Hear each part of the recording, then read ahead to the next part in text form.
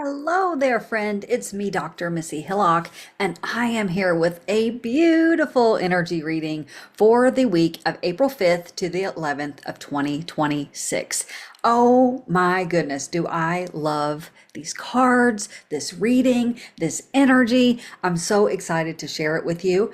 If you recall, last week, of course, was Holy Week. Today is Easter Sunday. So we've gone through this beautiful arc of energy that has landed us in this place of rebirth, this place of starting anew, but from this higher ground, this more elevated place based on our lessons and the experiences that we've come through. We also had an awesome full moon last week, the full moon in Libra, which was this very balancing energy. And as you'll see, all of that is really coming through in the message for this week. And so I want to dig right in. Let's get into the cards. The first deck that I pulled from is one of my absolute favorites that I use every day for myself, the Angel Guide Oracle by Kyle Gray. And perfect card to come forward, Harmony and Resolution. And again, why is this card perfect? Well, again, we just had this awesome full moon where it was the balance, the Libra, the scales. Think of balance, harmony, resolution, everything coming back into whole, everything sort of shaking out and coming back into 0 point energy, into this beautiful harmonic balance. And so I hope that that's where you are finding yourself right now and in this week, in this place of seeing some things that maybe have been disturbing your inner peace, now coming into alignment, coming to resolution, to completion. Maybe you are experiencing this in your business, in your finances, in your relationships, just in your own inner turmoil or your dialogue, things that you're noticing about yourself as you are living more consciously and being more present with your thoughts and your feelings and things going on around you. I know personally for me, there have been some things that have sort of been lingering where I've had some resistance to some certain things in my life, and I have finally felt this move of energy, this release of resistance, some resolution and harmony kind of establishing back into my energetic field related to these specific things. So I'm really looking forward for you to experience that this week. And the second deck that I pulled from, the Law of Positivism, really beautiful deck with cool symbolism here.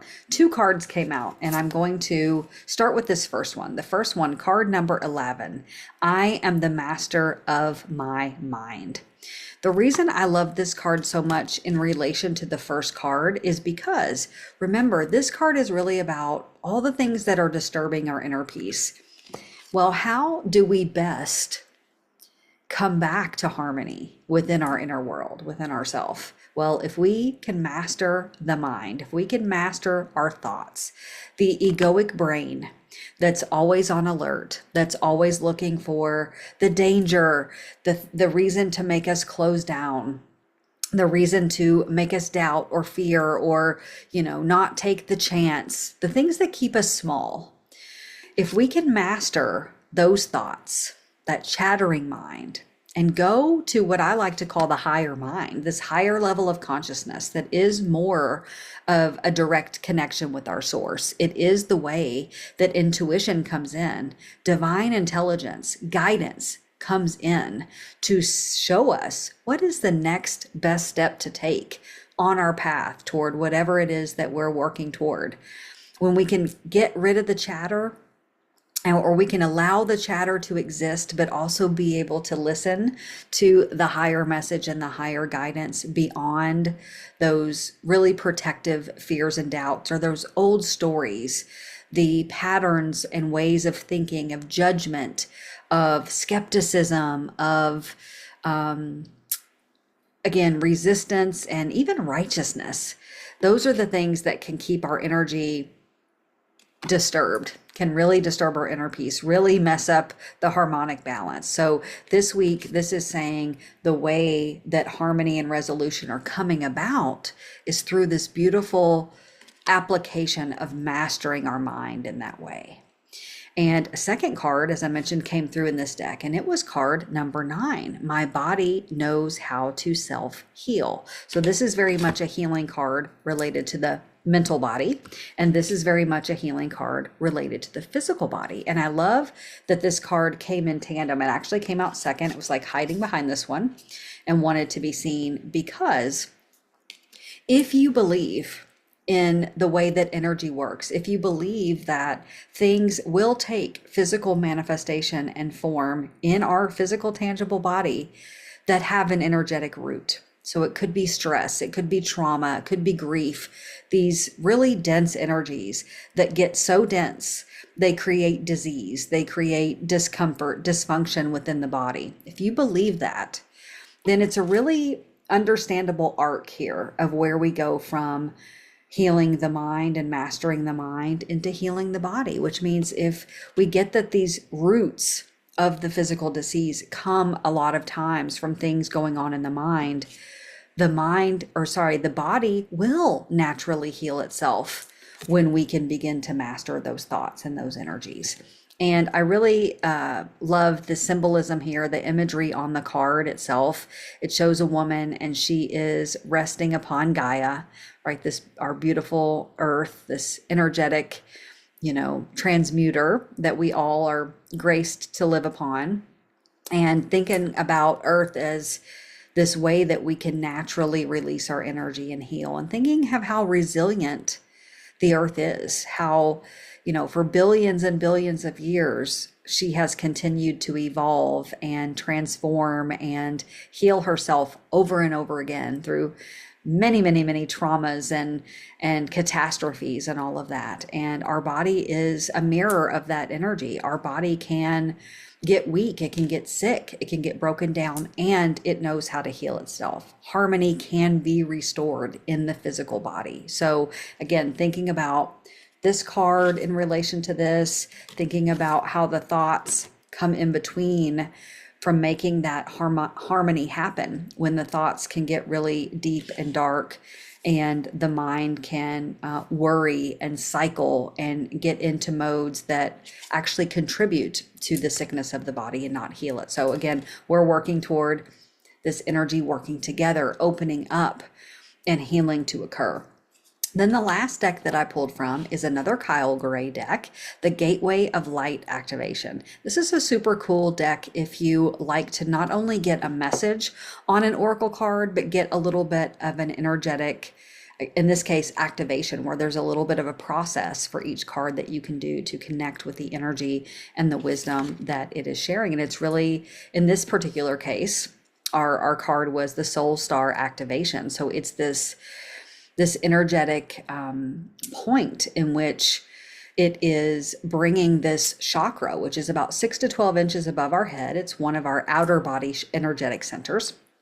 The soul star represents our divine connection with our energetic body, so our physical, mental, emotional, and spiritual body, to all else that is, to all of divine source consciousness, to our higher self, to our guides, to all of the information of the universe, the quantum field. So this card is coming in with the boost, with a cleansing and an opening and an activating of that soul star chakra, which I love in relation to these other cards. The tagline on this card is fulfilling soul contracts, remembering who you are. And as we tie this theme in together, as we think about, what might cause disharmony in the first place, what inner wounds or what's disturbing the peace of us, if we always had this beautiful activation and this opening with this energy center where divine intelligence and information and knowing and connection was flowing in constantly, and the mind didn't get in the way, and the physical body's density didn't get in the way, and kind of energies getting out of alignment, we would never doubt anything. We would have this divine truth, this divine trust that everything really is happening for us.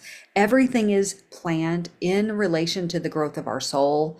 Everything is of our choosing and the way that we choose to come into this life, into this physical body, into this time and place, and play around, explore, dig around, try new things, and allow those experiences to nurture and expand our soul. If we really knew that with absolute truth, life would be really easy because we would just rock and roll. We'd roll with anything. We would accept and allow and just take it all as, hey, this is for me. And I really do believe that is my soul's mission, is to try my best in this lifetime to live that way. I like to say it's not necessarily about mastery. That doesn't have to be the expectation, but it can be the path that we're shooting toward, right? So I love all of this reading together, which just anchors in this idea that when we can open and allow things to be for us in whatever form that means, even if it's something we don't choose, that we wouldn't have picked out of the catalog of life, if we cannot understand with the egoic mind how it's for us, what is the good in this situation? Why did this need to happen to me now when I would have picked this or this or this? When we try to just live in the egoic mind, man, does that cause a lot of inner discomfort, because it's hard for this brain to analytically connect all of the dots. So this is a call to really expand, to open, to allow the energy to harmonize, allow some divine wisdom to come in, allow this knowing, the soul knowing, even if it's not a knowing on a conscious level, it's an unconscious knowing that we bring into this lifetime, that knows why we're here, why we chose this, what we're here to learn, how we're here to expand and grow, and we're totally here for it. We are living for it, or else we would not have come to do it. So this is your invitation to just love your life, live your life this week. Notice where the harmony's coming in. Notice how your thoughts are able to return to a point and to a perspective of this beautiful truth deep within you, that is all happening for you somehow. And you don't have to try to figure out how. You don't have to make sense of it. You can just know. And allow this to nurture your body. Allow this to have your spirit be even more resilient and even more excited about experiencing and taking on whatever it is that's in front of you.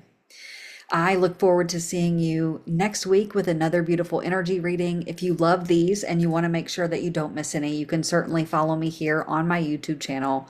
You can also sign up for my mailing list, where each week I send you a few emails with some great tips and some guidance and some inspirational words, some practices. If you would like to receive that, you can also look in the description here, follow the link, and sign up for my emails. I look forward to seeing you next time. I hope you have an amazing week. Bye.